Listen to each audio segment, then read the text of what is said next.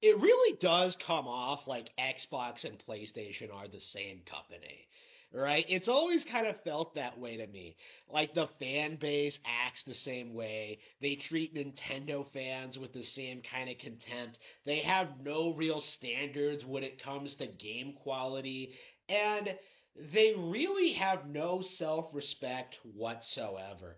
It is crazy to me that 10 years ago, we got that famous PlayStation 4 coverage, the showcase that many pointed to as the reason that the PS4 was so popular when it was first shown off with like the how do you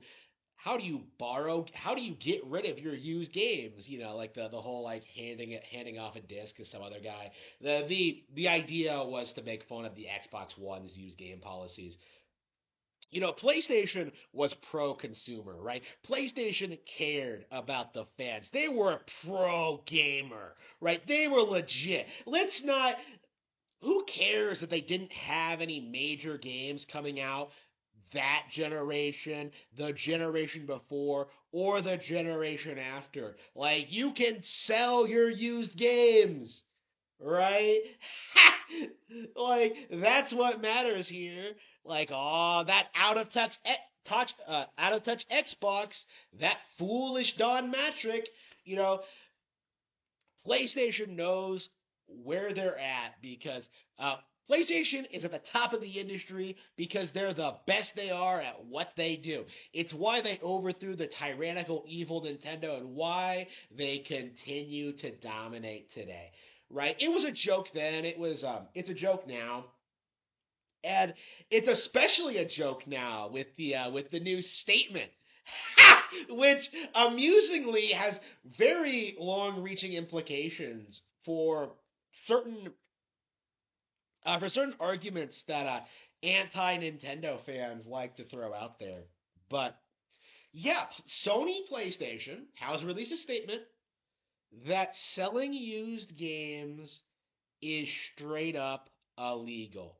You have to request Daddy Sony to sell your games.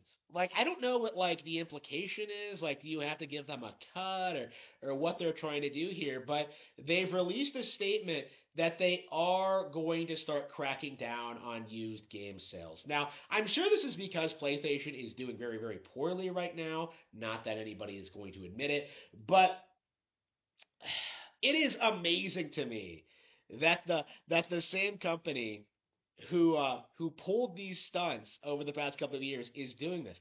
And it's especially amazing because so many people uh, have tried over the past couple of years to paint Nintendo as if they are the anti-consumer company. Like, oh man, what? Why are they so against emulation? What? That's not illegal, right? Like those guys.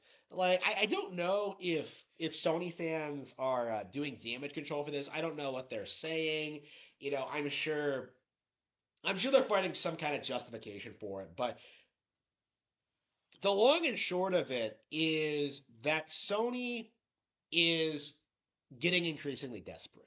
Right? They are pulling more and more crazy stunts. They're doing crazier and crazier deals. They're like messing up their fans more and more. And I think a change of leadership, getting rid of Jim Ryan, I don't think that's going to fix the core problem with the company because it's not just the CEO.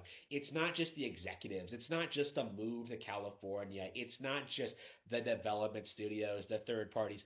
It's everything. The gaming industry that Sony has done everything in its power to control and ruin over the past 30 years is beginning to crumble. There are no more resources to exploit. There are no more audiences to fool. There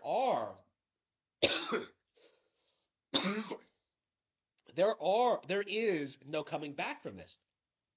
They completely failed to drive Nintendo out of the console industry, and as a result of that, anybody who's serious about gaming will own a Nintendo even if they own a another platform. And I think it's safe to say that gradually, more and more, these people are going to shift more and more towards the Nintendo side of things, right? Doing what I did in 2008, 2009, 2012, 2013, like, later on in life, right? Making the shift into only playing on Nintendo consoles. Because I can tell you the only reason I got a PS2 was because of the hype. You know, the only reason I had one was because people told me it was the big innovative new thing. Oh, it plays DVDs, man. It's this it's this phenomenal thing, right? It was supposed to be this big deal, and I got one, and I was just woefully underwhelmed by it. Yeah, obviously there are a handful of games I'm very, very fond of. Tony Hawk's Underground, Kingdom Hearts 1 was one of my favorite games of all time for a long time. Final Fantasy X was my introduction to Final Fantasy. Like, there are things about the PS2 I look back on fondly, right? Like, it wasn't a complete waste of my time the way the PS3 was.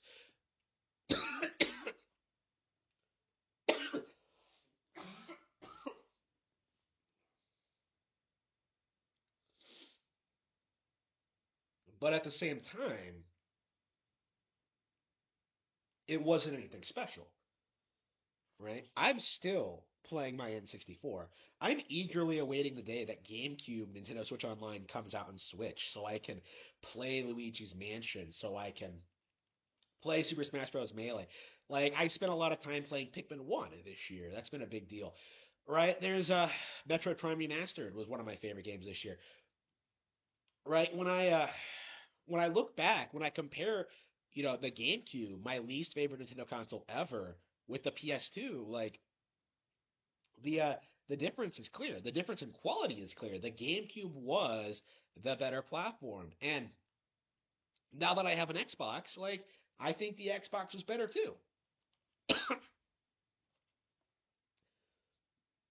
The PlayStation was never relevant outside of a handful of really well produced JRPGs that really should have been on Nintendo consoles anyway, right? That is the long and short of it. That's how I feel about that.